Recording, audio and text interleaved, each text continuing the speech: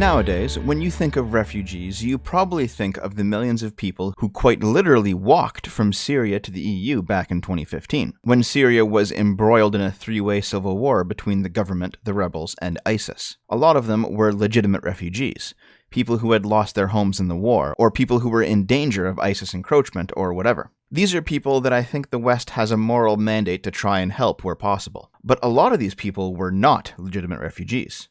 Some were just economic migrants, people not from a war-torn country, but who had simply heard that the EU was throwing open the doors, as well as the coffers, to whoever could make the journey. Others were terrorist cells, working for ISIS or Al-Qaeda or any other number of jihadist groups, sneaking in under the guise of refugee status that they could plan further attacks on European soil. But back in 2015, the media called them all refugees. Backed by the radical left, the cultural push was made to legitimize all foreigners who arrived in the EU as refugees, even when they're not, because the general public rightly has a soft spot in their heart for legitimate refugees. So the plan was to just make everyone a refugee.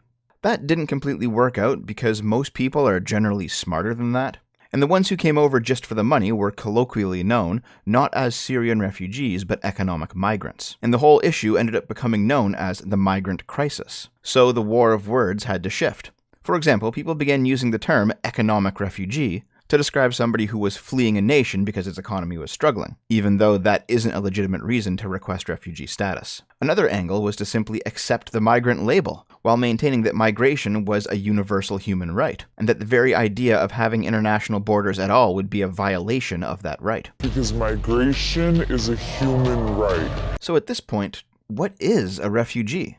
The leftist definition greatly expands upon the traditional one, including people like economic migrants, but also climate refugees, people who are threatened by climate change's effects on their home. And in the United States specifically, there's been a push to defund immigration control and enforcement, close the detainment centers for people who have illegally crossed the southern border, and simply declare anyone coming in from Mexico as a sort of refugee. The traditional definition of a refugee is somebody who is fleeing to a foreign country because they'd be killed in their home country if they stayed. This applies to gay people from Islamic republics, political asylum seekers from authoritarian states, Syrian civilians who would have died in the war if they didn't leave, or potential victims of genocide like the Jews from Nazi Germany, Armenians from the Ottoman Empire, or the kulaks from the Soviet Union. There's even a reasonable argument for climate refugees to qualify, though there's also reasonable arguments against it. The whole economic refugee thing, though, there's no justification there. But the radical left's definition of refugee doesn't actually care about any of that. What matters to them is that somebody is fleeing their country. And that word, flee, that's important. Flee means to escape by running away, especially because of danger or fear.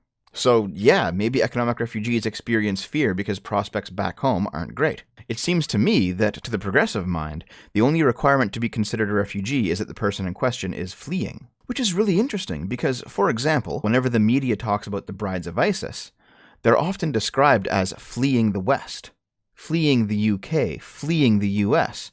What are they fleeing, though, exactly? High standards of living? Functional democracies? Any of the other things that Syrian refugees came to Europe to enjoy? Would that mean that Shamima Begum is a British refugee living in Syria, then? Would sending her back to Britain not be a bigoted action in the same way that sending many of the 2015 refugees back to Syria would be? Or does this whole refugee thing only work one way? Well, I think that's how it is, because check this out. Far-right leader Tommy Robinson suggests he might flee to Hungary. Oh, that would make Tommy Robinson a British refugee in Hungary then if he's fleeing, wouldn't it? I mean, let's be honest, for all of Tommy Robinson's many faults, he's rather unjustly maligned, isn't he?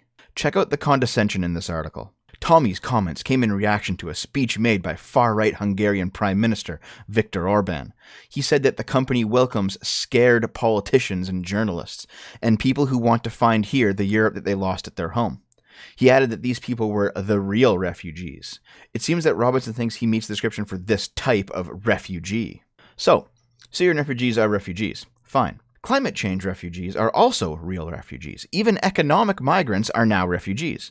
But people like Tommy, fleeing political persecution from a justice system that is pretty blatantly stacked against him? Yeah, let's put sarcasm quotes around that use of refugee, because we're disingenuous hacks. Mike Banter Stuckberry had a suitably big-brain take for this article. A true British patriot, ready to fight to the last drop for his beliefs.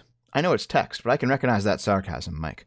So I've got to ask you, Do you actually believe that people who flee their countries and try to make refugee status are unpatriotic cowards who are not willing to fight? Is that how you view Syrian refugees? Because that's what it sounds like, dude. In fact, the only way it doesn't sound like that, Mike, is if you arbitrarily believe that Tommy Robinson isn't a refugee, and therefore isn't worthy of all of the social protections the West grants a person with such a label, even as he meets your own definition for that label solely on your say-so. Tommy Robinson absolutely does meet the criteria for a political refugee. The only reason that you'd claim him to be a coward, Mike, is because you know that this is the case, and you simply want to see him continue to be persecuted rather than escape that persecution using a social status that your political contemporaries constructed. After all, refugee protections were meant for the innocent jihadis and economic migrants, not for the left's political opponents, right, Mike? This is something that the social justice tyrants love to do.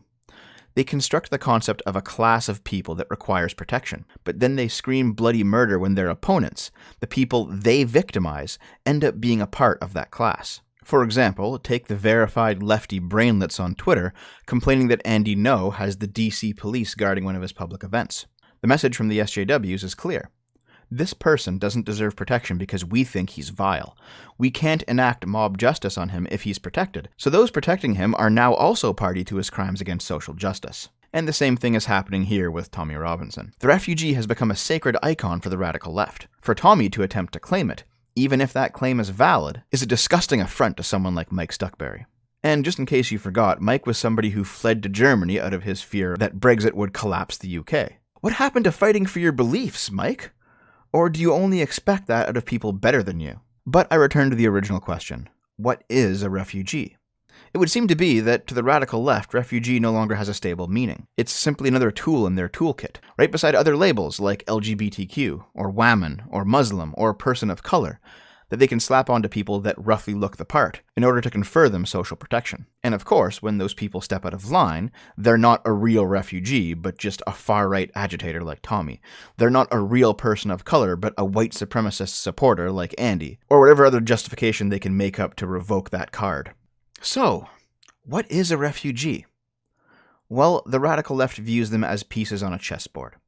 Moving those pieces around gives them a warm, fuzzy feeling, thinking that they've done a good thing, giving migrants unfettered access to their country, knowing full well that they will never have to actually suffer the consequences of clashing cultures, non-integrative ghettos, massive social and economic strain, and erosion of both workers' rights and general human rights, because all of that shit will be happening in the dumpy part of town, outside of their gentrified neighborhoods and gated communities. Or maybe it's a bit more like this.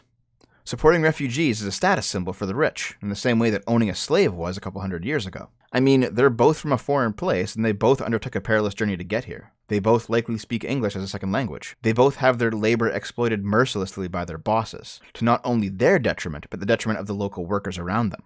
And hey, both are supported by the US Democratic Party. You know, I think this is as close to an answer as we're going to get. All joking aside, the honest truth is that refugees are people who have gone through hell. We do have a humanitarian obligation to help them. If that means sheltering them and then sending them home when the war is over, fine. If that means they become permanent residents and eventually citizens of our countries, fine, as long as they integrate, obviously. But that's it. That's the extent of what it means to be a refugee. And watering that definition down for political gain is a morally bankrupt move, likely to harm the real people who actually need the status.